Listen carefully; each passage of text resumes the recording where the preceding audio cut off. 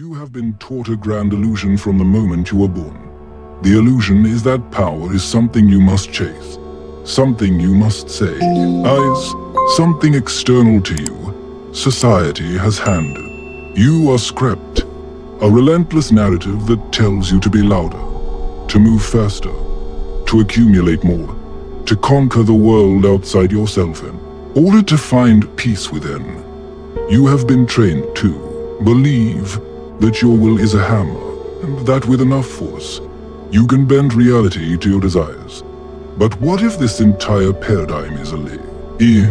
A cage constructed of noise, designed to keep you from discovering where true authority has always resided. What if the freedom you believe you possess, the freedom to choose your career, your beliefs, your identity is merely the freedom to rearrange the furniture inside a prison? You are told that this world is a stage. But have you ever stopped to ask who wrote the play? Are you truly the author of your life? Or are you an actor reciting lines? A cacophony of endless becoming that distracts you from the profound silence of simply being.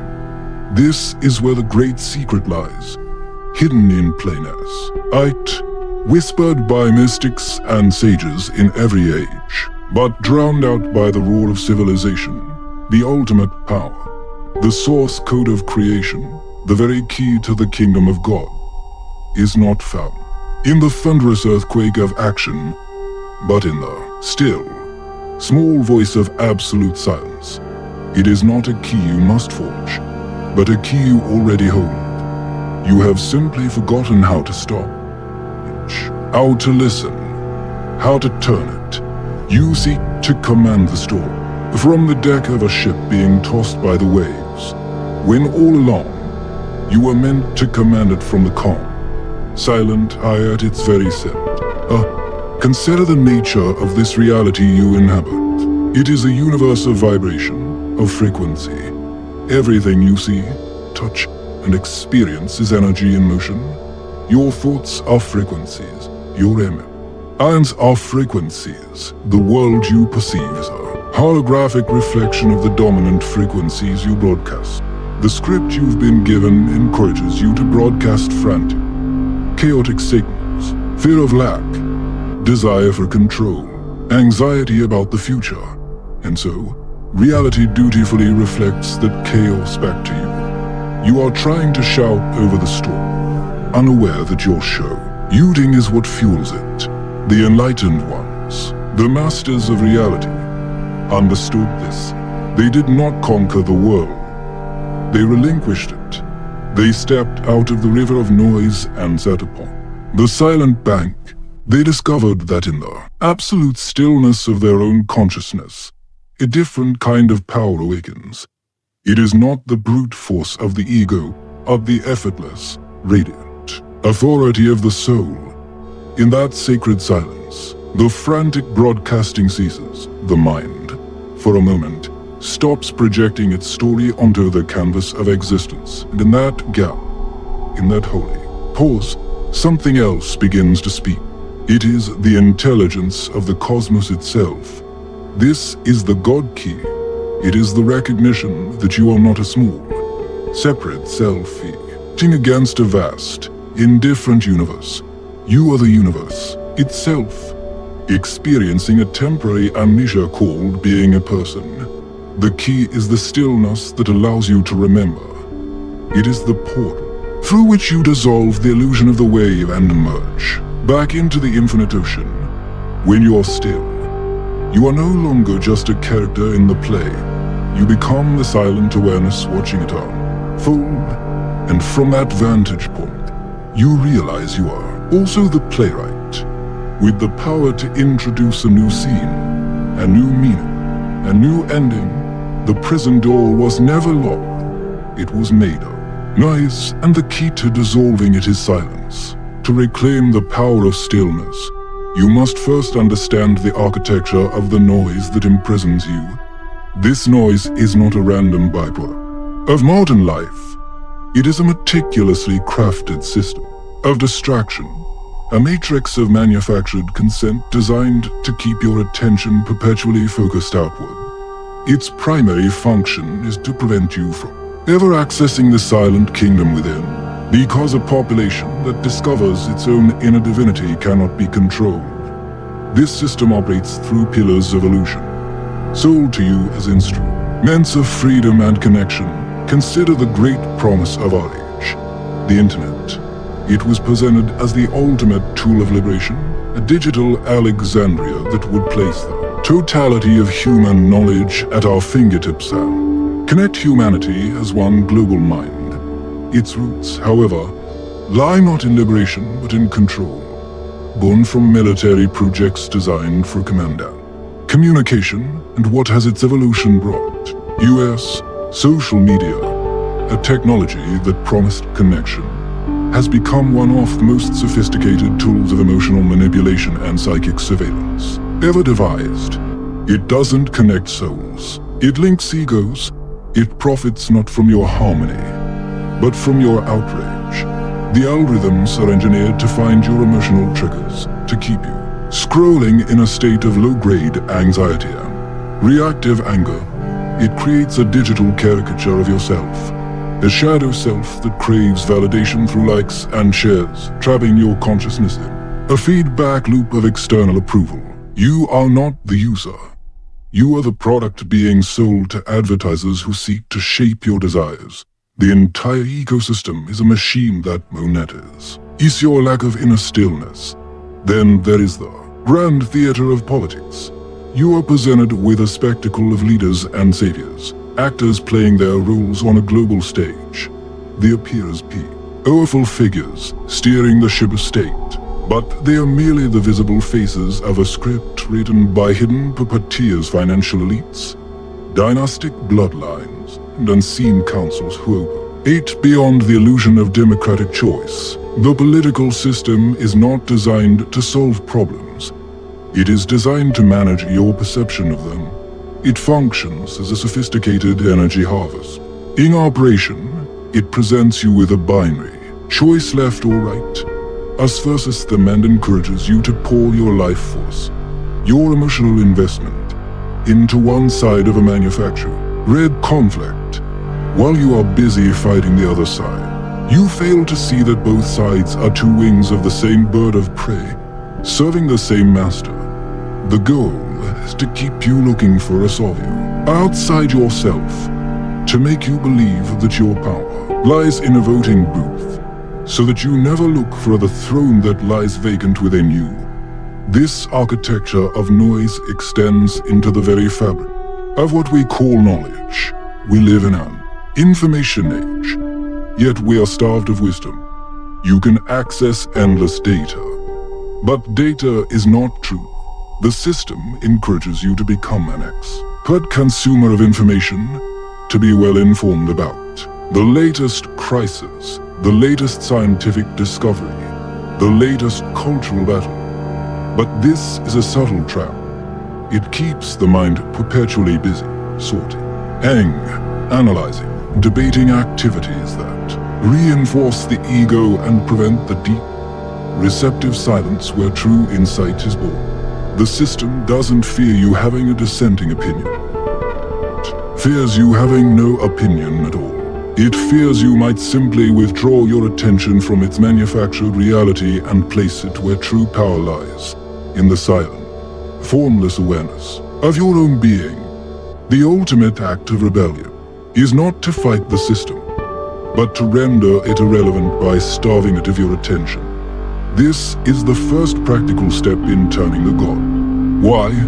Recognizing the cage, not to break its bars, but to simply realize the door has been open all along. You were just too distracted to see it. The architecture of noise is not a modern invention, and it is merely the latest expression of a control system that has spanned millennia. Its architects, the hidden hand guiding the course of empires, have never relied solely on physical force or political maneuvering. Their most potent tool has always been far more subtle and far more powerful: the manipulation of consciousness through symbol and ritual. To awaken is to learn to read this silent language, to see the continuity of the script that has been playing out in the theater of human history for ages. Have you ever wondered why the same symbols of power appear again and again across civilizations that were supposedly disconnected by time and geography? Why does the eye, often perched atop a pyramid, stare back at you from the artifacts of ancient Egypt, esoteric texts of medieval secret societies, and the currency of the modern world's foremost superpower? Why does the eagle, a symbol of divine authority and predatory dominance, serve as the emblem of the Roman legions and the American government alike? These are not coincidences. They are threads of a single, coherent narrative. These symbols are not mere decorations. They are sigils, pieces of a ritual technology designed to anchor a specific frequency of consciousness onto the material plane. They are the logos of the Matrix, what the uninitiated perceive as spectacle. The architects of this reality enact as ritual. Think of a royal coronation, a presidential inauguration, or the opening ceremony of the Olympics. You are told you are watching a tradition, celebration of culture or civic duty, but you are actually witnessing a high ritual. A carefully choreographed event designed to harness and direct the collective energy of millions of you. As the geometry of the staging, the colors worn, the oaths spoken, the sequence of events, every detail is a symbolic act. These ceremonies are a form of mass hypnosis, pinning the public mind to a specific timeline and reinforcing the legitimacy of the power structure.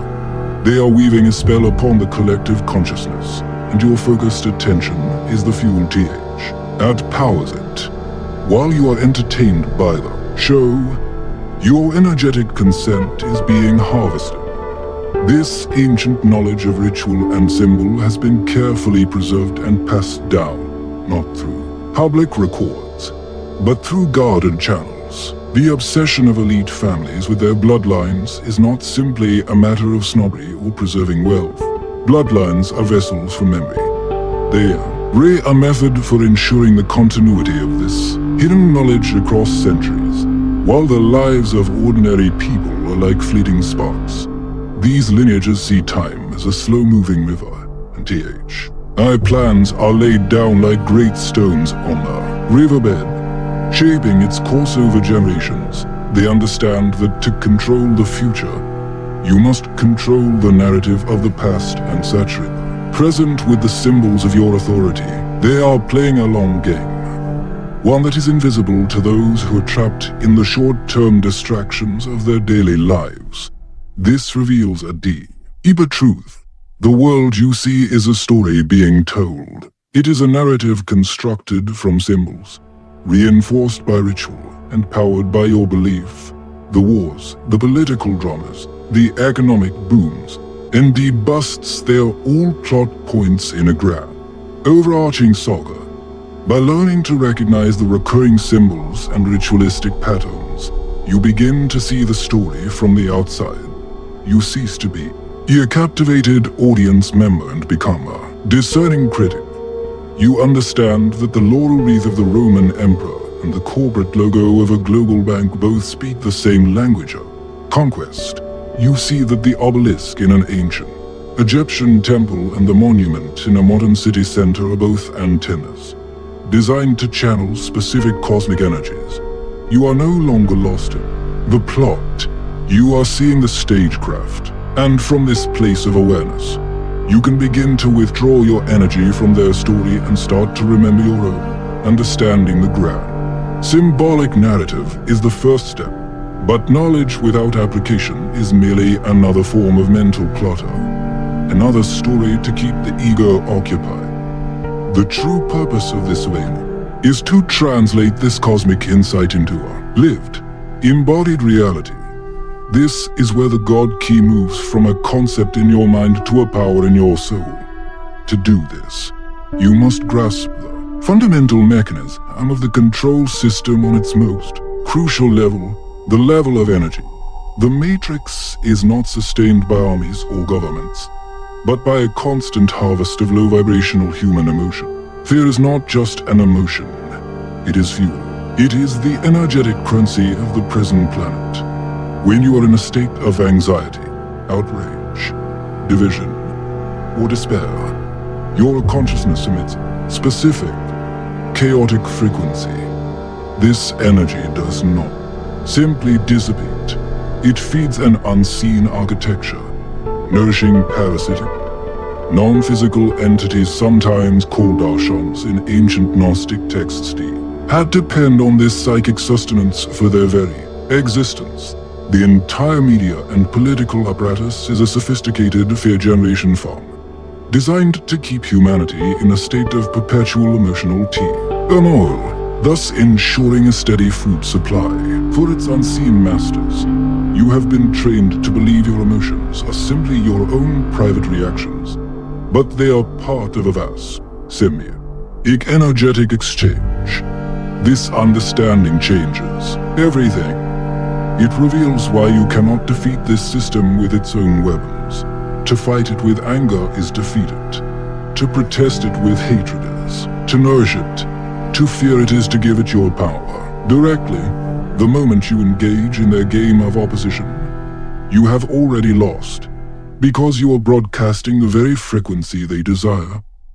Only way to achieve sovereignty is to withdraw your energy from their game entirely. This is the great act of rebellion, the ultimate spiritual warfare. It is a quiet, internal revolution. It means consciously choosing not to participate in the manufactured outrage of the day. It means seeing a headline designed to make you afraid and meeting it not with reaction, but with the profound stream. Illness of a silent witness, you starve the beast. By refusing to provide the food in place of their rituals, you must create your own.